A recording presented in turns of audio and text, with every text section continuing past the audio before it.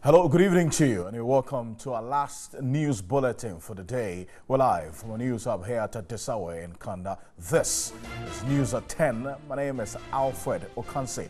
We're also live as well on DSTV channel 279 all across the world, on TV3 Ghana, on Facebook. Let's look at the headlines of the stories that made the lines throughout the day. Finance Minister Ken Ofori-Atta has given a strong indication of possibly introducing new taxes during the mid-year budget review. The Finance Ministry over the past months indicated the need to review these taxes and measures to make sure more responsive in current trends. The ministry also argues that the review should help address challenges with revenue mobilization.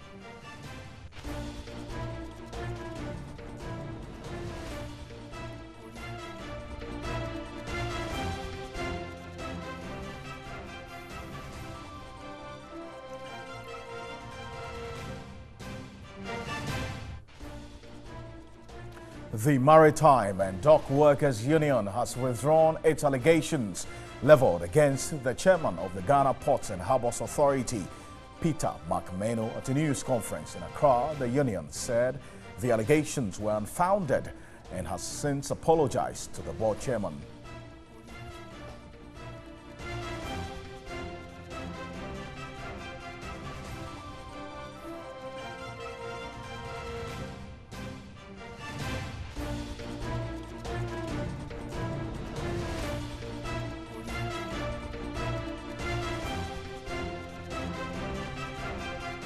Now, the Interior Minister, Ambrose Derry, has set up a 9-member committee to look into the police and military clashes in Tamale last month. The committee is to submit its report on 31st August 2018.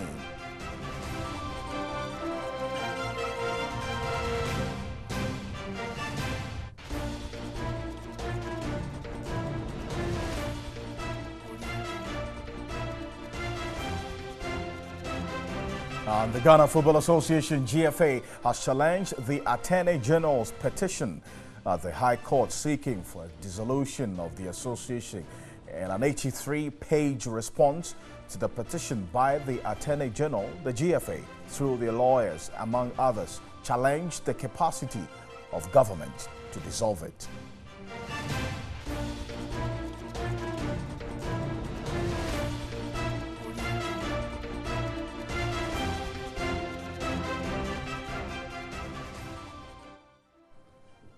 There's a lot more news on 3news.com. Now let's just settle with our first story for tonight here on News at 10. A Assin Central Member of Parliament, Kennedy Agyapong, has called the Minority Chief Whip, Haji Muntaka Mubarak, damp for referring to him in Parliament's Privileges Committee over purported insults. In an interview with the media, Kennedy Agyapong said Muntaka Mubarak referral was based on comments taken out of context. Kennedy Agyapong is reported to have described the House as useless for having Osei Mensah-Bonsu as its majority leader on Accra-based Net2 TV. A statement Kennedy Agyapong says he has personally apologized to the majority leader for. You see, I'm surprised we have MPs who just consume information without digesting it. I'm not afraid. The trip is there. Let them play it if I insulted any MP. I was responding to a chairman, MPP chairman in Ashanti region, deputy regional chairman. He went on Happy FM to say that because I criticize Anas, if I can't live in Ghana, I should move to Togo, and therefore I don't deserve to be called an honorable member. I said, honorable member doesn't give me money to eat. How much is the pay that they give me or salary? 11,000 cedis? That you think I don't deserve to be called a member of parliament? Well, that's your cup of tea. But even my chop money that I gave is more than the 11,000. So where did I say that, where did I insult parliament? Then I responded to my leader, which I have apologized, that, you know, when he has a problem with me, he should call me and ask. If you have information, why are you talking like this? But, I mean, we're in the same party. I'll be in a different radio station talking, then my leader will condemn me. And I said, you know, I respect him, but the way he tries to disrespect me. I don't like that. And when it comes to success, I don't think he has done better than me that every time he wants to discredit me. Is it an insult? You are led to have said that Parliament's phone, you're speaking in the vernacular, which is... I said Parliament and IFO. That is why the guy was able to talk the way he talked on Happy FM. Okay? And IFO, and I repeat it, because of the attitude Muntaka put up again, that without even a whole member of Parliament, you don't even listen to the tape and you consume information and just come to Parliament and say that I've insulted Parliament. Let them play the tape where I insulted Parliament. And you see, look, don't even annoy me and I say worse things. I'm not scared of anybody, okay? I'm not, and I repeat, I'm not scared of anybody in this country. I live my life, and I'm telling you, you see, they consume information, and that's a dumb statement he has ever made. Oh, so when you said dumb MP, the reference was to Muntaka Mubarak? Yes, he's a dumb MP, and now I take him on, one-on-one. Let him go to the privileges committee that I, Kennedy Agyapong, says he's a dumb MP because he did not even listen to the context of the issue and just drag the matter to, where did I insult parliamentarian? If he's not a dumb MP, now I'm saying it, if he's not a dumb MP, he wouldn't even have taken the thing to privileges committee because he did not even... All right, so on News 360 this evening, a senior political science lecturer at the Kwame Nkrumah University of Science and Technology, Dr. Edward Brenya, expressed disappointment in the comments made by the Member of Parliament. Take a listen. I think that is very unfortunate. It's really very unfortunate that a member of Parliament would use that kind of language against one of their officers in Parliament, the leadership in Parliament. Whether or not we are talking about the person being in the majority or minority, I feel that that word is too harsh to be used on the leadership of Parliament. No, but what kind of reaction or response would you expect from the institution of Parliament, especially because of the impact that this can have on the public perception of that institution? Honorable Kennedy Agyapong by all means is a very powerful MP of the majority side. We've heard him make several allegations against the party in instances where he are threatened to come out with some secrets if the party should act. In this very instance, he's even talked about the fact that he doesn't fear anyone in this country. So I just hope that this is not going to take a partisan stand where the majority may try to protect Honorable Kennedy Agyapong and not allow Parliament to deal with the issue the way it should be. And, you know, we've always complained about how Parliament normally handle its own issue.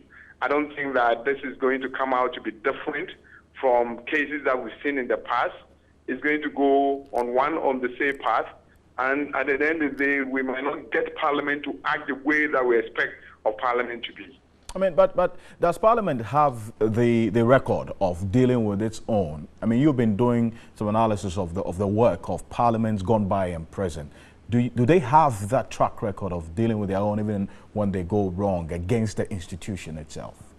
Absolutely not. Absolutely not. I mean, cases upon cases that we've seen that Parliament has tried to handle, we've seen that at the end of the day, the public is disappointed with the outcome. And given who the personality of who Honorable Agyapong is, I don't expect that the outcome will be anything different from what we've known in the past.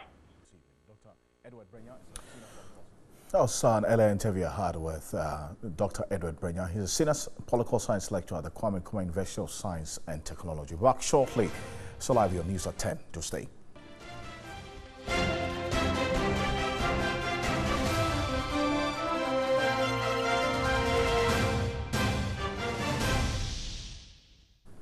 Welcome back to News at 10 here on TV3. Now, the District Director of Education for Sojaman Mavis Oparabia Yerenchi has called for more public-private partnerships in improving educational infrastructure in the country. She was reacting to the state of infrastructure sat also in the Silver Line, GKT and Anyase, all in the Sujaman district of the Eastern region, where pupils continue to study under dangerous structures.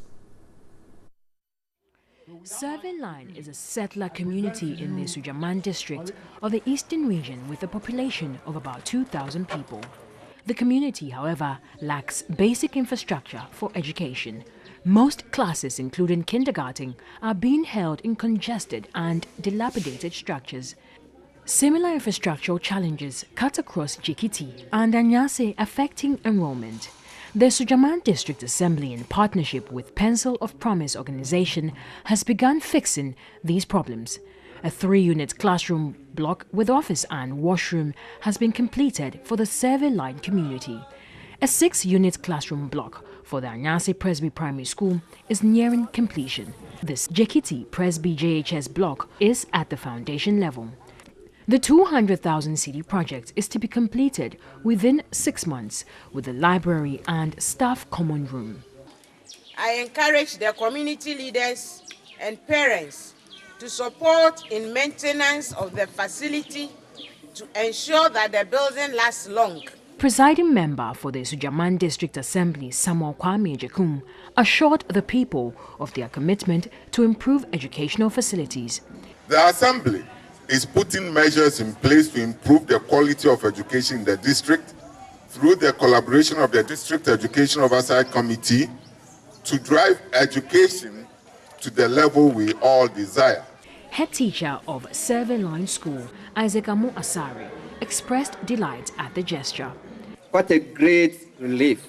I want to assure all that this building will be properly handled and maintained for effective teaching and learning. Paramount Chief of JKT, Nana Manfi Utuabing, commended the Assembly for acting promptly to save education in the area. Now, the Chief Executive Officer of the Forestry Commission, Kojo Sefreye, has been honored for his leadership in helping to fight climate change. The African Leadership magazine also credited Kojo Sefreye, also known as Sir John, for his innovative roles in the creation of jobs for young Ghanaians. Since assuming office as the CEO of the Forestry Commission, Kojo Sefreye has stepped up efforts to ensure a reversal of deforestation and degradation of Ghana's forest cover, as well as desertification. These include the recruitment and training of forest guards and other staff to effectively protect the forest and wildlife. Top of it all was the initiative to employ 15,000 people from the nationwide Reforestation and Greening Ghana project, which has been oversubscribed. If we get around 40,000 and I have money for only 15,000, I'll go and make a very strong case why the others should also be supported. Because it demonstrates that the young men and women of this country want a job, which is why the numbers keep increasing. I have seen people who come here, when you tell them it is over, the way that they will cry, and when you see that, you cannot but, support, and then to see how best we can all help. The Africa Summit, held at the London Hilton Park Lane, noted that the creation of jobs for all persons in the reforestation program to help fight global warming is commendable.